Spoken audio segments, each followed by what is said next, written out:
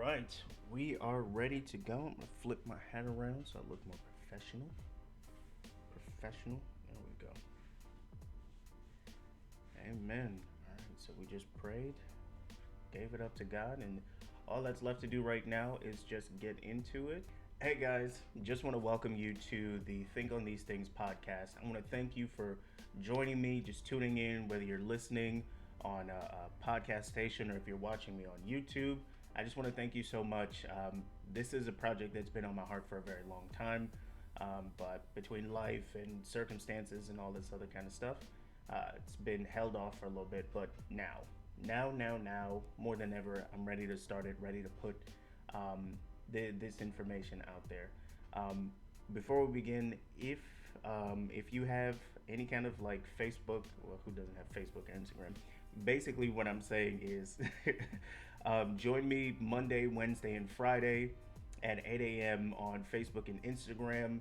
I do a sweating and meditating. I'll put up a video of like after I've worked out. Basically, just some motivation, some inspiration, some spiritual content to just kind of get your morning going. So definitely check those out. I'll put the links in the description, but on Facebook it's Aaron Roberts, AARON, and then on IG right now it's at Deliverance BSC, and I'll put all of that in the description so everybody has access to it. I'm super excited about the podcast, really and truly. I'm looking to really keep it really short, tight, concise. This is not a place where you're going to be finding all of the answers. This is really an area I created because I feel like think tanks or just like groups of people coming together to like really think on positive things aren't what they used to be.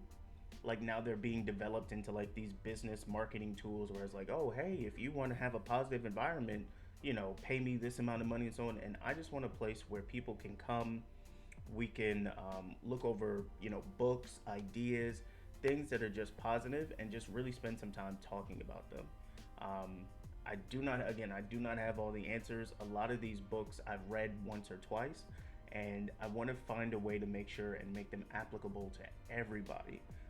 Because in this day and age, we don't read as much as we used to, or as much as we should. So let's go ahead and jump into it. So this month's book is actually How to Win Friends and Influence People. It was written by Dale Carnegie, I want to say back in the early 40s. This book I've actually read 4 times. It was one of the first like self-help, self-improvement books I ever got. And it was actually my dad that really got me interested into like self-help and self-improvement and just reading through the ideas of other men who've come before me. I've heard it put that, with a book, you can turn 10 years of experience into 10 days of just life lessons, which is really, really cool. So before we, and I keep saying before, but before we jump into it, I gotta ask you for a quick donation, right? So here at my podcast, I'm not taking money. I'm not looking for love offerings or anything like that. Here's what you got to pay. Read the book. Whatever the book is, you may say, hey, I've read it already. Read it again, right? Reading a book once is not enough to just maintain everything because there's so much information. And just like anything else, the second time around or the third time around or the fourth time around, you get something new out of it. So I want to encourage you to just take the time, reread the book if you've read it already. If you haven't, go pick it up. I'll throw some links down in the description of some good places you can try and get them. I'm not a fan of like paying more than $10 for books, so I'll try my best to really only like promote books that are like under $10 or some ebooks you can get for like super cheap. But either way, the name of the book is How to Win Friends and Influence People. This book is so important just for communication, right? Because communication is one of the biggest lost arts of our society now. Nowadays, people open their mouths to put out like their opinion and their thought process without the real intention of like combining or creating unity. A lot of it is just, hey, here's my opinion, and if you don't like it, I don't care. And so I want to talk about this book because I feel like it provides a lot of skills and a lot of characteristics that you can incorporate immediately. That's one of the things I love about it. This book allows you to take action immediately, like with your very next conversation. And this book has really been on my heart for a long time. Now, big caveat, and the author Dale, he actually goes over it in the first couple chapters. Well, as a matter of fact, in the first chapter, he says that if you take the principles from this book and you use it to manipulate other people, it's gonna turn out poorly for you. So if you read the book and you see the principles and you're like, oh, I'm gonna use it to just get my way, it's gonna turn out badly. Believe me, I know from experience. Sometimes I can be really lazy with communication, and I'll use some of the tips and tricks, and it just turns out poorly because my heart isn't in it. So I just want you to keep that in mind, that this is more so about lifestyle changing rather than just like having a skill you can throw around in the background. Now, the points we're going to talk about, the book is chock full of nuggets, like chock full of it, like from cover to cover, chock full. And the edition that I have is actually not even the full edition. It cuts out a portion on marriages and then another one on like businesses or something like that. But you can get my version, which is a widely read version, or any other version. I'll put some more links in the description. But the first point I'm going to bring to you, and this is a really good point to just go ahead and kick off with, is that if you plan on improving others, you have to improve yourself. Communication is not a transference of, how can I put it? It's not a transference of words. When I talk to you, I'm not just trying to get you to hear my words, right? That's the common mistake that we make. Communication is actually a transference of feelings. When I talk to you about something, I'm trying to get you to feel the way that I feel about the subject or the topic, or make you feel a certain way about what it is that I'm trying to talk about. It's so important to remember that I hate to say that you carry the conversation, but you create the environment for your communication. If you feel like someone isn't communicating with you well, or there's an issue or breakdown in a relationship communication, regardless of whether it's like intimate, job, random person on the street, whatever it is, it's kind of your responsibility to create a communication environment around yourself to where when people come up, even if they don't have the best communication skills, you can still get your emotions across to them. You can still transfer your feelings. Being an effective communicator is like probably the highest paid skill in the world. If you know how to communicate, they will pay you. Like, period. Like, your job, like, it may have a certain cap, but if you learn how to communicate, you're gonna find yourself just getting more opportunities that are out there and being able to leverage that skill really well. So I wanted to start with that first nugget about improving yourself first, because years ago, and I'm still in the process, but years ago, I was a horrible communicator. And I don't mean necessarily in the sense that I couldn't get my feelings across. I just didn't really want to talk to people. Because after I'm being honest, after I talked to you, it was kind of like if I felt like you weren't trying to have a conversation, I don't want to talk to you anymore. I don't really want to get to know you. It's like, this is boring. What is the point of me speaking to you? And then on top of that, I was usually only talking to people with the intention of getting something out of them, right? Like, my networking skills were backwards. All I wanted to do was find out, how can I get from you what I want from you? And so I had to start improving my communication skills, right? I had to first look at myself and say, okay, Aaron, your communication is breaking down, right? With your parents, with your sisters, with your teammates, your school, whatever it is, your ability to communicate needs to elevate. And it did. It just did. When I learned, for instance, when it came to professionalism inside of, like, when I went to college, right? I went to Florida International University down in Miami, FIU. And I remember getting there, like, my email skills were like mediocre, like at best. Like, on a really good day, when I was feeling myself on the keys, my communication skills to email were mediocre, right? And finally, I had to sit down and look at the way I was addressing people, how I was coming across to them, what it was I was asking for in the email, and essentially, and we'll talk about this in later time, and you'll hear me use this phrase a lot, especially when I go live, value statements. There were never any value statements in my communication. So I had to look at myself in all the areas I communicate and say, okay, I gotta make something happen here. Something's gotta shake. Because the way I'm talking to people, they're not getting it.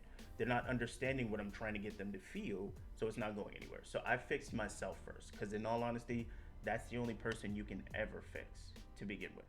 Hey, if you're watching this, I just want to let you know about a terrific opportunity. If you're a business owner or an online entrepreneur, my name is Aaron Roberts, and I am the owner-operator of Deliverance Brand Strategy and Coaching. Partnering with Deliverance is crucial in the next step in growing your online business. Business owners and entrepreneurs miss out on thousands of dollars in potential sales every single month because they aren't putting out consistent content for their core audience. What I'm going to help you do is focus your efforts into real actionable steps so that your brand reaches a larger viewership and maintains more of your core audience. Maybe you're new and you don't really know how to get your cool idea off the ground.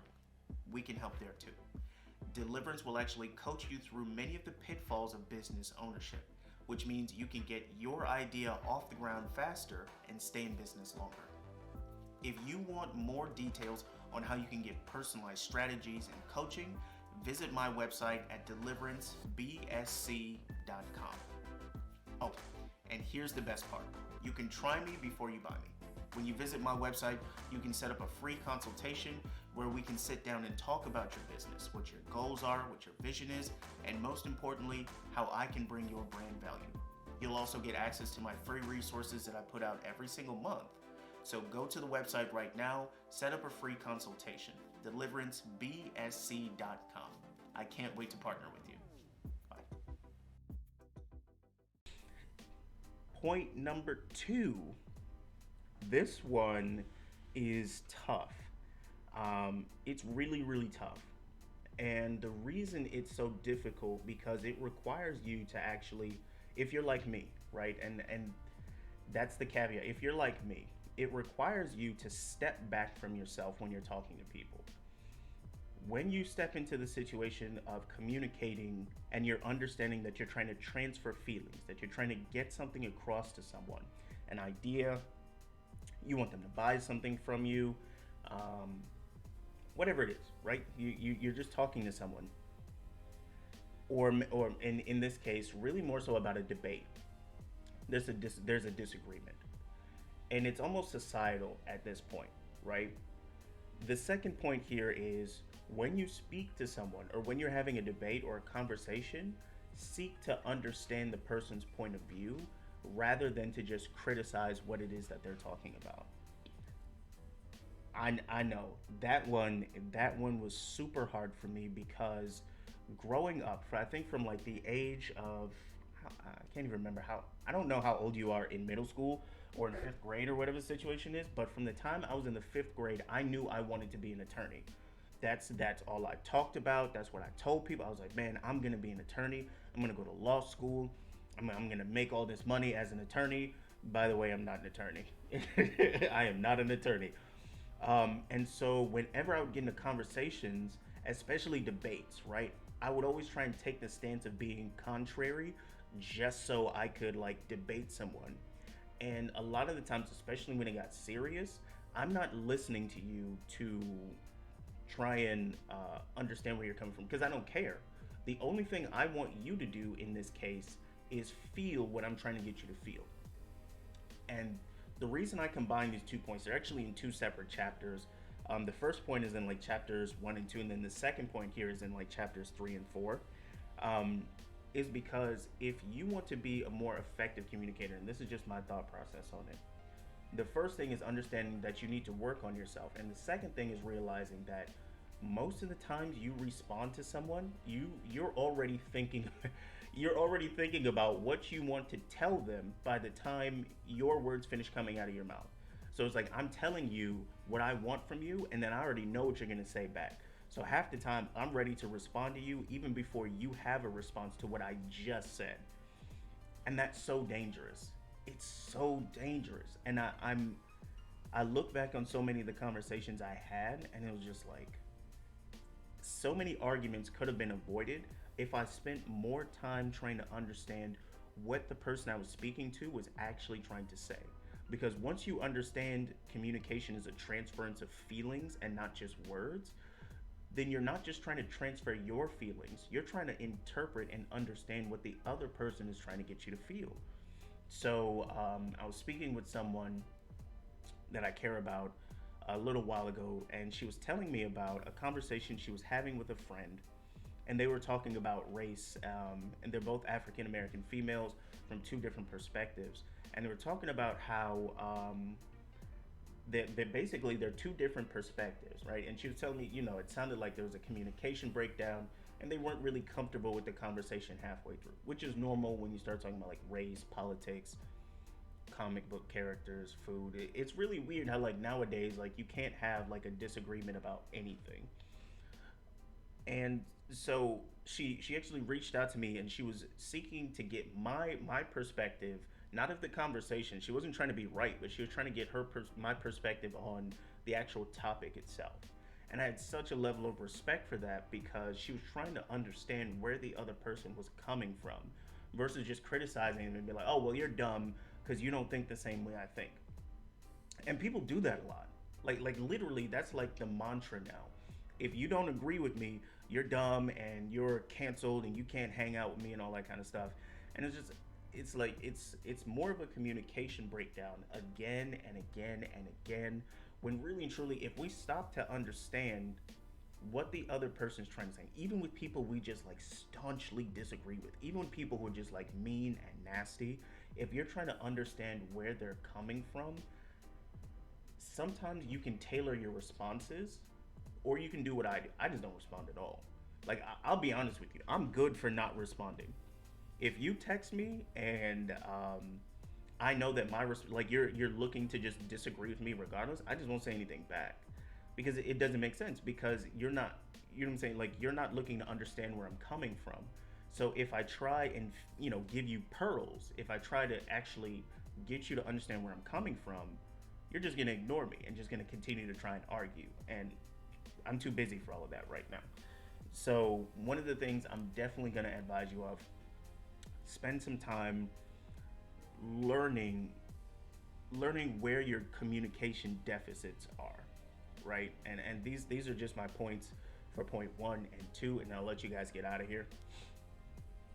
But you want to make sure and understand where your communication deficits are. Like spend time in retrospect in conversations that maybe didn't go well, or conversations that did go well, and say, okay, great, maybe I need to work on articulation, which words I use and what kind of connotations the words I use give off. Or maybe I need to work on timing, right? When I say something or when I approach the person, right? Because again, communication with you, I'm going to put it this way: communication with you is your responsibility. You're going to have to show other people how it is that you interpret words and how they need to talk to you, so that you can actually get across to them. And then number 2, right? This one is on you personally. You have to practice listening to people when they speak. Don't try to form a response immediately. Like that's the new thing now, right? It's like if you say something to me, if I don't immediately snap back, like something is wrong with me, right? Like take your time. Excuse me, 1 second.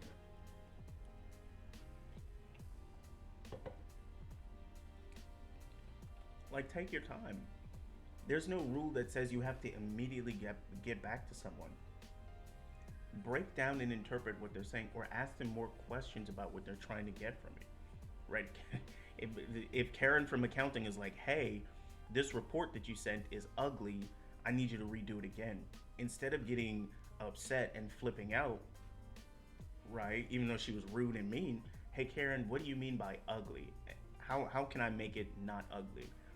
That requires a level of just work, honestly, right? It requires a level of just like personal work that you're gonna have to spend time with yourself, really understanding and stepping back and learning how to remove that spirit of criticism from you. It's tough, but I can tell you right now, it's so worth it.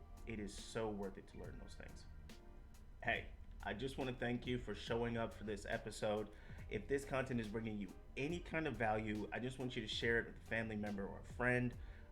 You can see the links in the description for sweating and meditating. If you're a business owner or online entrepreneur and you're looking to take your brand to the next level, definitely check out my website, deliverancebsc.com. We help you basically get your content in front of more people, build a wider viewership, create more of a core audience. You can go set up a free consultation on my website, deliverancebsc.com. Go try me before you buy me, all that kind of good, great stuff.